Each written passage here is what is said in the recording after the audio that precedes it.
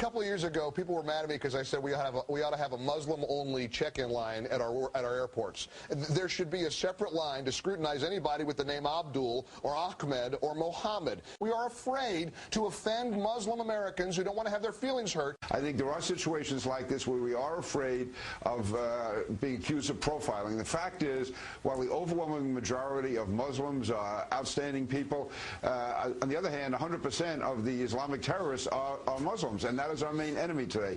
So while we should not be profiling people because of their religion, at the same time, we should not be bending over backwards to somehow keep them off a list. You know, we're not going to, just because you're a Muslim does not mean you're an enemy of the United States, but I thought Pete King made an excellent point, which is these terrorists are Islamic extremists, and so we do have to be on the lookout from people from the Middle East or from largely Muslim countries. If we do start a check line just for Muslims every time they're flying, we are turning possibly 1 billion of the world's people against the United States. I mean, we have to... It can't get any worse.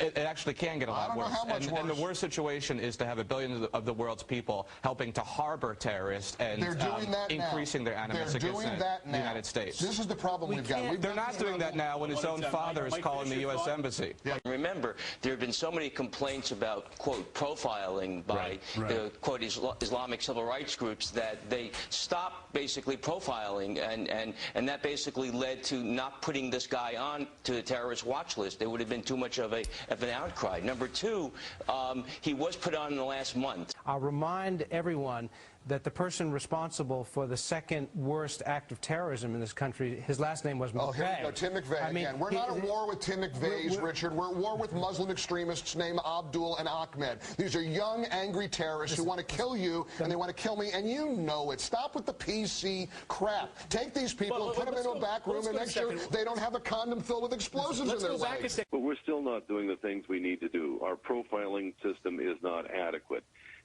We don't want to offend anyone, so we have a politically correct airline security system in the United States, and that's not good enough. Had they done that swab test on his particular body or person, this could have led us to find In fact, he should have had that secondary screening, and the reason he should have had that secondary screening is because he bought his ticket with cash, he had no luggage, he fit the fact-based pattern and a one-way ticket. And should have been and a one-way ticket. And he should have been profiled. But let's not profile him. Not because he had a funny-sounding name. We don't do that in this country. What this says is that we are still a country at war. We have to be very vigilant. The administration is doing the same sorts of things that we did in the prior administration. But let's not make the Muslim world mad at us. What we can't do is do it at expense of our civil liberties. We got to leave it there.